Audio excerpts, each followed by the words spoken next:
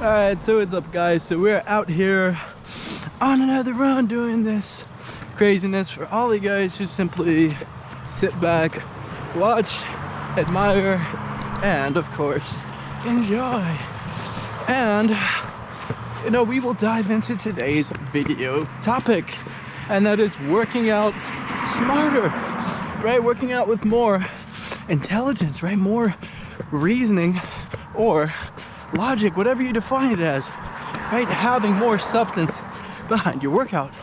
And from then, you know that you will work out more effectively, you will get more gains, and you know, spend less time, you know, in the gym trying to figure out how to get better or struggle, so forth.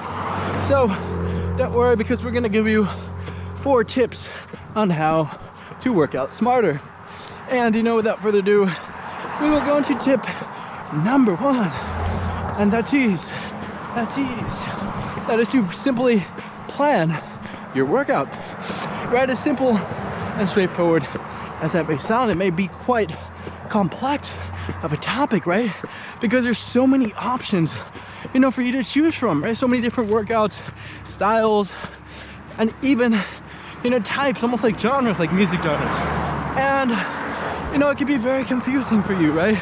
It can make you seem overwhelmed and, you know, give you a tendency to simply just want to go into the gym and, you know, simply wing it. But you know, that is something that is very hard to do successfully, right? Winging it at the gym, because you know you're gonna have all these outside influences, right? People, friends there wanting to talk to you, wanting you to try out their particular ways of working out, or you know, even comparing yourselves to other people, right?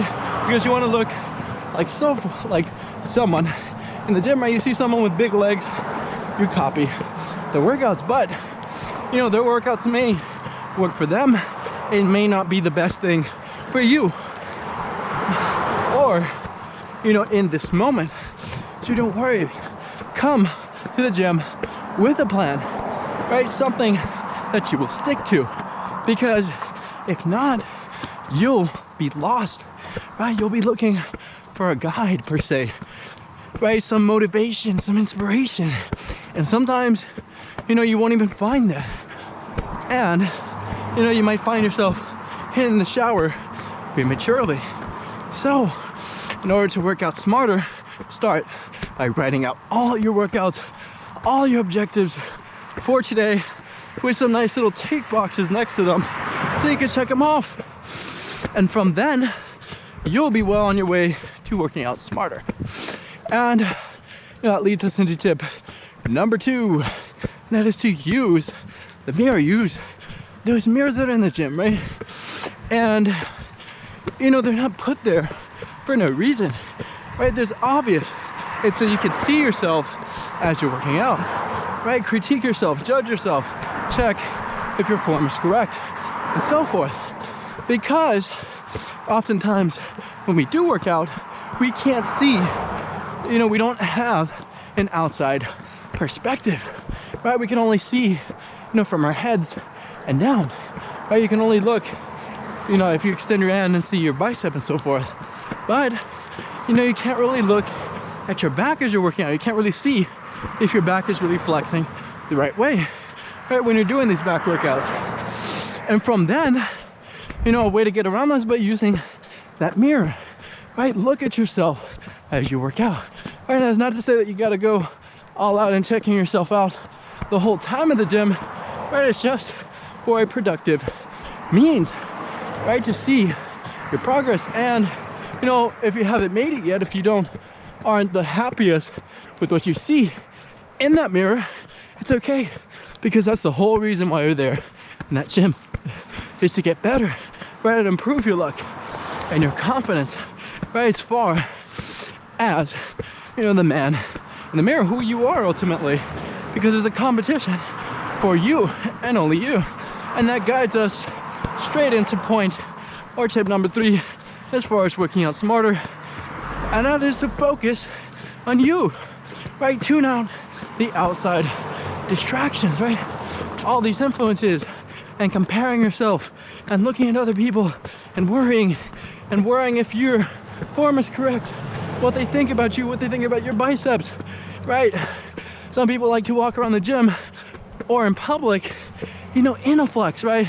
But if you really think about it, do those extra 1 to 2 inches of bicep or chest that come out when you flex like that, is that really that important, right? In gaining the respect or admiration or attraction from people, right? So, and that truly comes from being happy with yourself and loving yourself, because you got to think about it like this. You're going to the gym because you love yourself so much that you're doing the favor to make yourself better.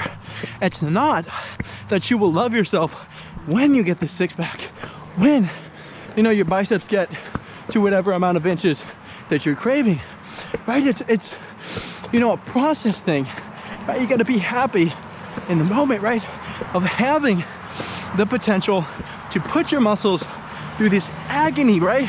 Because that's what it is in the end. You're giving it this extreme torture and breaking it down, and from those breakdowns it will rebuild itself into big, huge, beautiful muscle mass and strength, and from then you'll be a master at your craft, right? A master of the gym, and people will start to ask you for advice, for tips on how to get better, how to improve, you know, their ability to work out.